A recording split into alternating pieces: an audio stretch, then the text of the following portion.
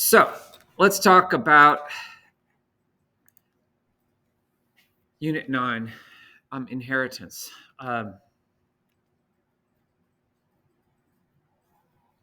Guess I could read what I wrote here. In humans and plants and other living things, inheritance has to do with traits you inherit from a parent, like your eye color or your bad attitude, or I'm just kidding. In Java, we use inheritance to build a hierarchy of classes, and that occurs when you have something that does most of what you want, but you need to extend it a little bit. And rather than make a whole copy of everything, you can extend it using literally a command that says extends. And that way you can do a little bit of work to do the extension, and you're still writing on the success you have with your previous creation. So here's an example. Let's say we have a book class that has title and author. We just did that, right?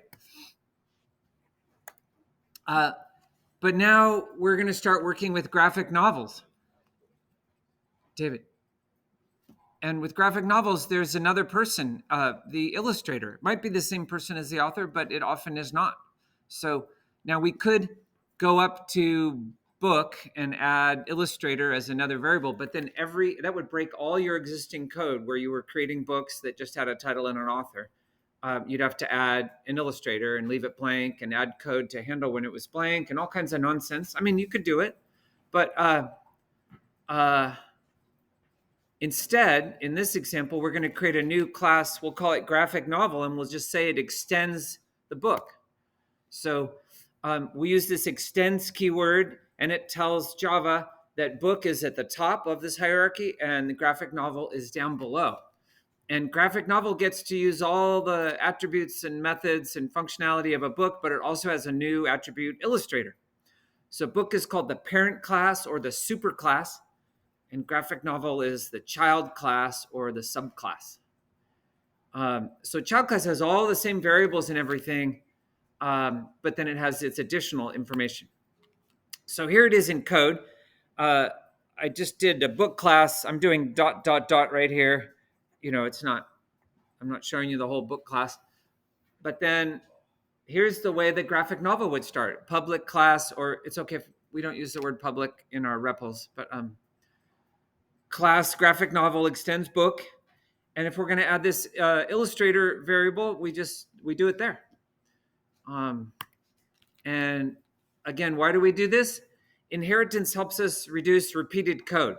Like we could just do a save as of the book class and have everything in graphic novel and not have a hierarchy. But then if you figured out at one point you blew something with the tax rate, or like say you're a store or something, you'd have to go fix it in every single one of your book kind of things. And better to keep most of this stuff in one place and then the extensions in another little place. Inheritance can also improve organization and readability in code. And for the reasons I already said, it can make it easier to maintain code because you're not duplicating code. So I'm going to walk you through an example from one of the AP Classroom Unit 9 videos. So let's say we're working on an online game that has the following characters: musicians, comedians, dancers, and ballet dancers. So every performer is going to have a name, an age, a hometown, and they can all practice and perform. But then specific types of performers have specific skills. So I'll show you one way to organize this.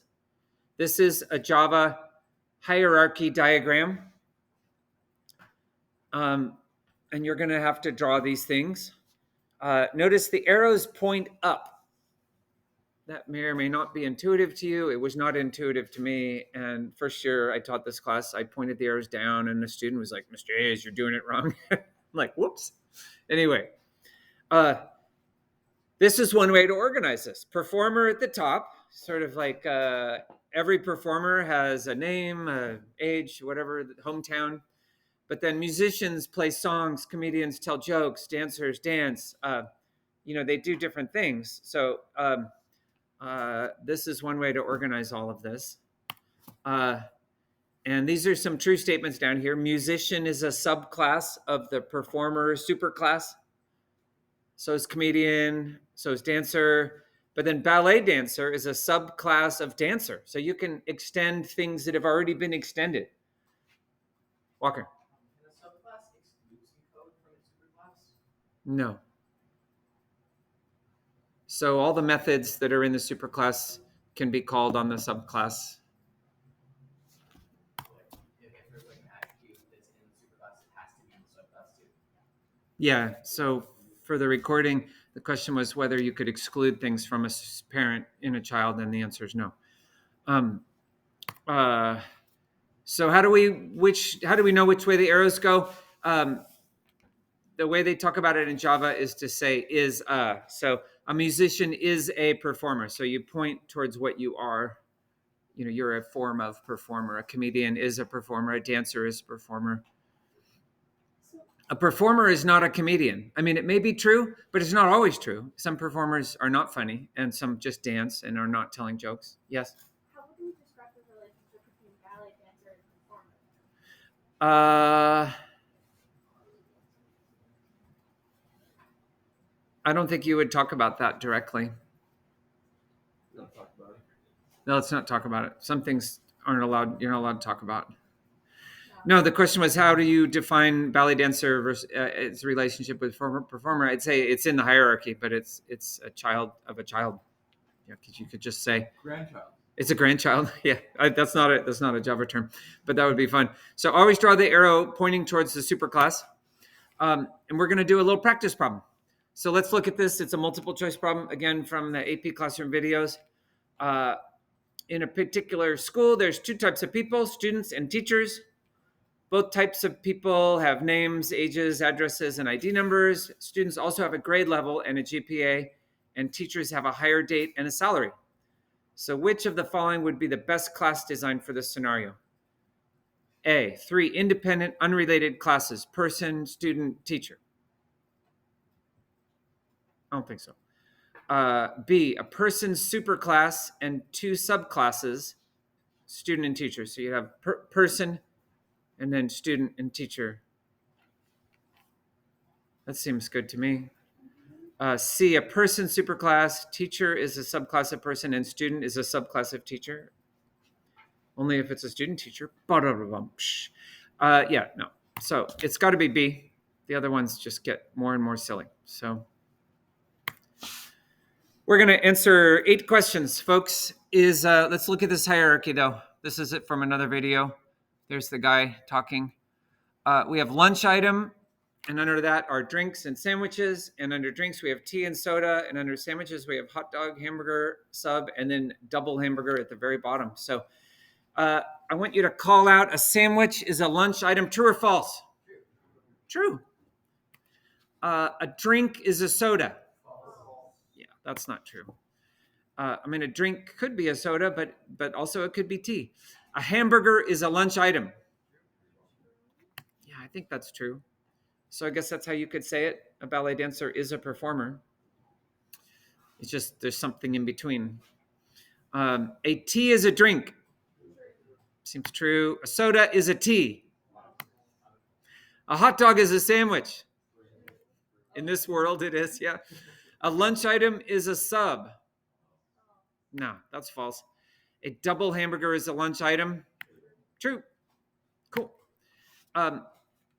Here's another one. Let's say we've been tasked with organizing the following things: a zoo, a snake, a bear, an animal, a polar bear, and a brown bear. I'd like everyone to get out a piece of paper and try to draw a hierarchy right now.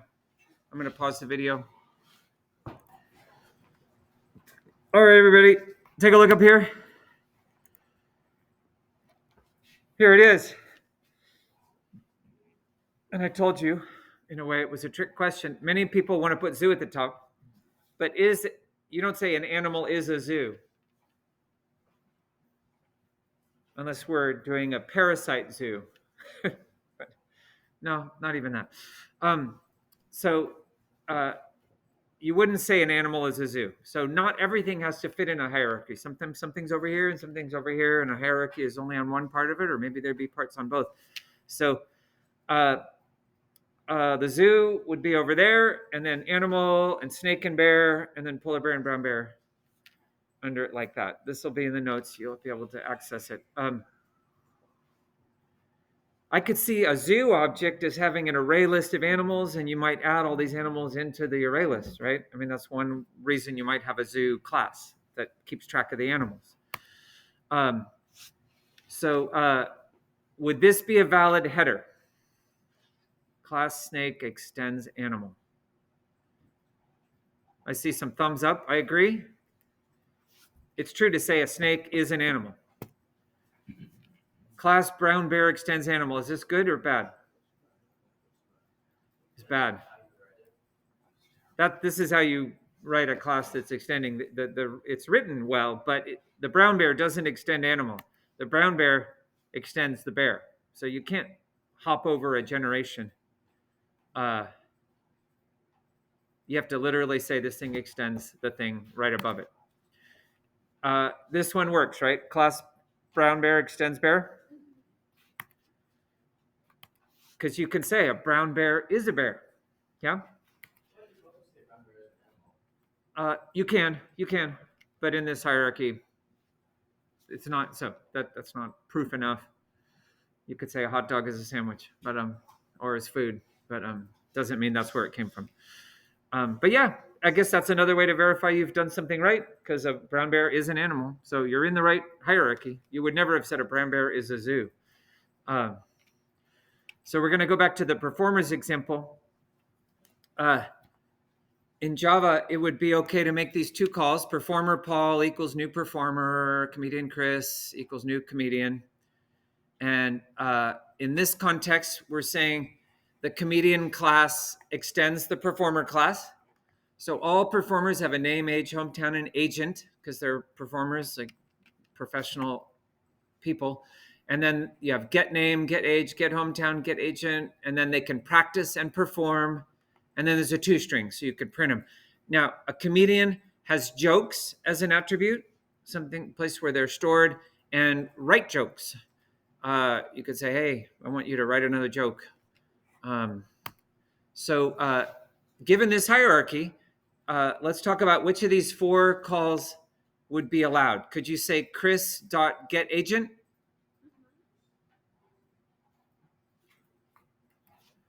That's a legal call. Chris.practice? Remember, Chris is a comedian. Paul.perform, is that legit? Yep. And Paul.write jokes? No, because Paul is a performer, and you can only write jokes if you're a comedian.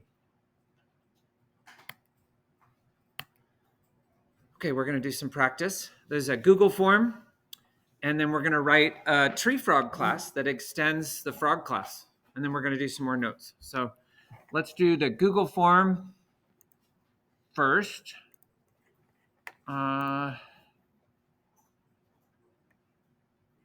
I put the slide deck there? Nope. But let's do the Google form. That'll be like a rerun of our little thing where I asked you to look at a hierarchy.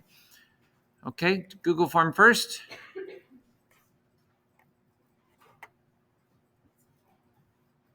I'm going to pause. Stop working on the tree frog. Look up here. Hands off the mice.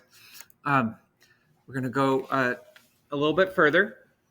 These are quick sections. We're actually going to do 9.2, 9.3, and 9.4 because they're all just doing the same thing. So we're going to just jump right in. Monday, we're just going to practice all these things. You'll be fine. By the way, everybody, constructors are not inherited.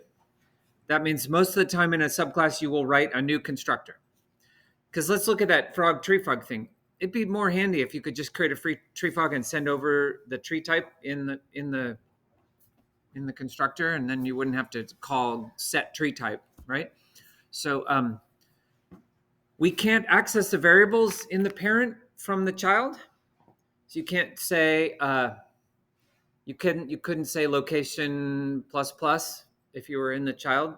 If you wanted to make the frog, if you're in the child class and you wanted to hop it, you'd have to call the hop method with a number. But we can call the parent constructor using a super call, as long as you do it as the first line in your child class. So let's take a look at this. This is a classic thing, public graphic novel. This is the constructor for the graphic novel class. It takes a string for the title, a string for the author, and a string for the illustrator. And then look at this call right here. this word super T comma A is calling the parent class constructor and sending over the title and the author. So that constructor runs, and then it gets handed to the child, and the child says, and we're going to set the illustrator to this other variable. Now, if you're going to do this, the super call has to be the first line in the child constructor. You can't do illustrator equals illis and then try to do super T comma A. It won't compile. And if you don't put a super call as the first line of your child constructor, Java invisibly calls a no argument constructor and does it for you. So it's going to get called whether you call it or not. It's like it would say super parentheses. It just makes it happen. Because somebody's got to set up the variables and things, and it's a child, and we're going to let the parent do all that. So go ahead, do what you got to do. And then now we're going to do what we got to do. So I have some example things I wanted to show you. It can be a little crazy. You're going to have access to this thing as well. I think I'm going to I'll fork it so I don't wreck the one I'm having.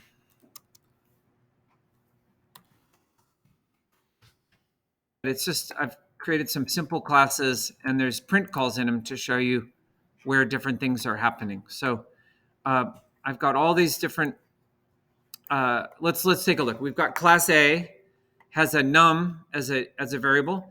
And when you create a class A, you have two choices. There's two constructors. One that takes nothing and it sets the num variable to -1, and one that takes a number and sets the num variable to the number. And then class B extends class A, and it also has two constructors, one that takes nothing and one that takes an integer. So I'm going to show you a couple things. If I uncomment these two lines, I'm just going to create a no argument class A object. So class A equals new class A. When I run this, we're going to get a little note here. It says creating a no argument class A object, and then indented by one space it says no argument constructor in A executes. So let's look. When I create an A object without any parameters, then this is the code that runs. That's why the print calls here. I want you to see which code is running. The no argument constructor in A executes. Now, fine. Let's comment that back out. Let's create an integer class A object. I'm sending over a number, and now it's going to run this one. The int constructor in A executes. Okay. Now, let's run the no argument class B object. What do you think is going to print? So we're going to create a new B. It's probably going to say no argument constructor in B executes.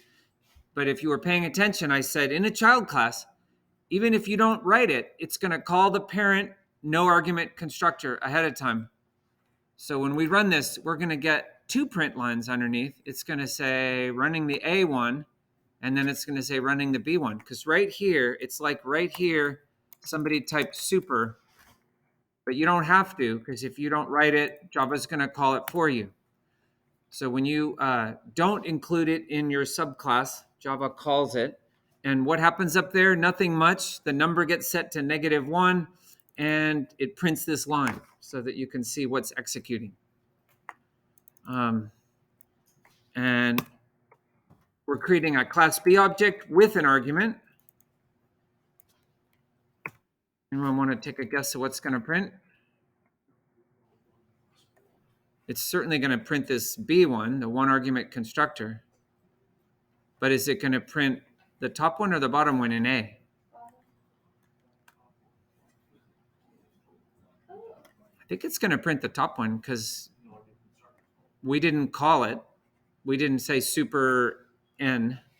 So when this runs, it's going to, it's actually very logical, but it's just it's a little funky. creating a class B object with an argument. The no argument constructor in A executes, and then the one argument constructor in B executes. If we wanted to execute the one argument, the proper one up above, we'd say super n, and then that would make it run set the variable to what we wanted. The int constructor in A executes, and the one argument constructor in B executes. Walker. So with like the names at the top of the constructors, with the variable names, so like it's n, do the ones in the subclass have to be different from the one? No, they're totally separate classes. They could be the same or different, or Okay. yeah, it doesn't matter. They're separate. They have a different scope, so it's a different playground. Yeah, so like calling super n doesn't interfere with like the n in like. No. Okay. So if you want to play around with that more, there's that. You can fork it and play around with it. I'm okay if you never look at it ever again. It's confusing to have all this class A, class B, and all these calls, but I wanted to try to show it to you. So what I just said and what we were just showing was in a child class, super is called invisibly if you don't explicitly put a super call as the first line of your constructor. And again, if you don't call it, it's going to call the one with nothing in the parentheses. So you might even be asking yourself, what happens if I don't have one that has nothing in the parentheses? Well, it's going to, either compile or not compile. I think it still runs one and sets all the variables to their defaults. But so these two child constructors would function identically if we had a class called thing that extended something else. You could call super as the first line or not. It's the same. It's calling super like just the same way. So you don't have to write it if you don't want to. So here's a multiple choice video problem came from the AP Classroom videos. Let's look it over. We've got partial declaration and constructors for the car class to the right. So car has a model, a year, a constructor that has no argument. It sets the model to unknown, the miles to 0. Otherwise, it has a constructor that sets the model to whatever you send over and the miles to whatever you send over. So then we have a sports car class that extends the car, and it has a maximum speed and a color. So the question is, which of these 4 snippets of code would be an okay constructor to have in the sports car class?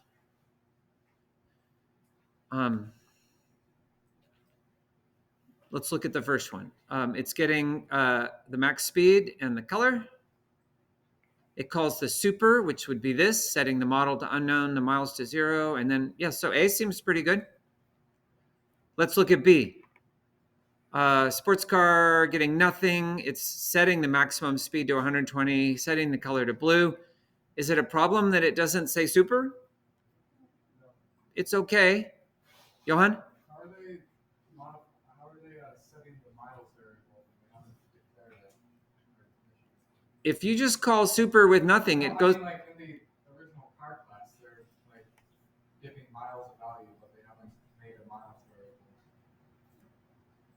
variable. Yeah, it's just not a good example.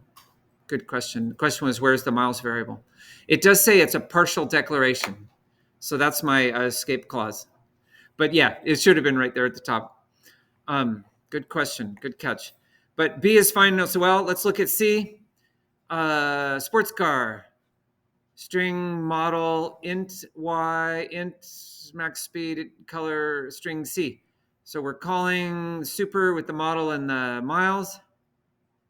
And then int Y, I mean, it calls this, it's an integer, it sets it right here.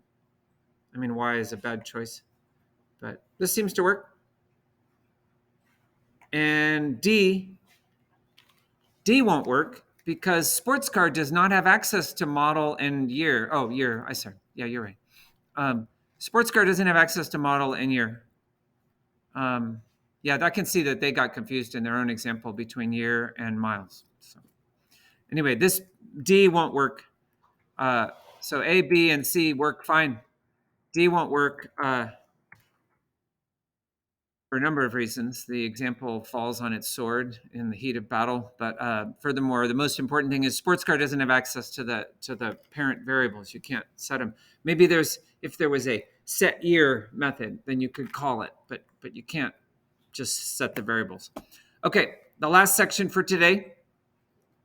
The super keyword lets us call a parent constructor. You can also use the super keyword to call a method in your parent. That would be good if you had a super.give_cash method to call on your own parent. Every time you called it, they would hand you cash. Because all the parent methods in our examples are public, you only have to you don't have to use super normally, but if you but it won't hurt, and I'll show you when you have to. So here's an example. Class book, we have a two-string method up there. So then down here in graphic novel, we have a two-string method. We're overriding the two-string method from the parent class, but we want that information. We want what they know. We don't have access to their variables. So down here, I say return super.toString. That grabs the whole toString from the parent. And then look, I'm adding on another line that says illustrated by with the illustrator. So if it wasn't inside of this toString method, you don't have to say super. You could just call the method and it'll call it. But since it's overridden here, right here, super public string toString, you can't call toString again. It would call itself. That doesn't make any sense. But when you say super.toString, that tells Java, hey, go to the parent, get me the toString. Awesome. And then now we're going to add this stuff to it, and then we're going to return it. So here's, we'll see if this example is better. The car keeps track of the miles driven, mileage. An electric car is a type of car.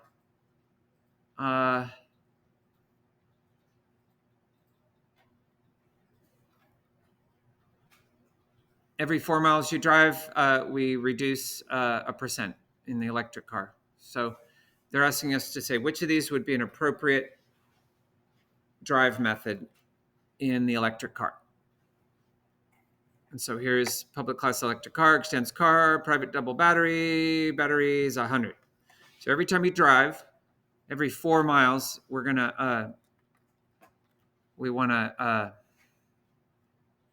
to increase the mileage, and we want to lower the battery by 1%. So looking at A, battery equals battery minus M divided by 4. That seems legit. But mileage plus equals M, let's ignore that there's 2 semicolons. That won't work. The electric car doesn't have access to the mileage variable. So let's look at B. Battery, we're subtracting the 1%, and then super.drive with M. That seems good, right? It calls the parent, and the reason it had to do super, it could have just been drive M if it didn't already have its own drive, but the super means, hey, go upstairs and make them drive, and here's a number. C is not good because you can't just say super with a number. That's if you were calling the constructor, and it would have to be in a constructor. Super itself isn't like, do the thing up above. I know what you're talking about. You have to be very specific. When you just say super, it's only in a constructor. Otherwise, if you say super.drive, that's great. And D doesn't work because it says super.drive with nothing in it, and drive requires an integer. So that's the one that is valid. Okay, so the rest of today, I've got 2 more projects for you. The shape class, which is pretty quick, and the store class, which has you creating some different products. And there's help videos for these things. I don't think you're all going to finish them, but I'd rather give you a little bit of homework than have you all be sitting around here. So I'll post them right now. And I'm sorry. But focus, do the best you can, get these things done. The shape one is quick, and the store is a little longer.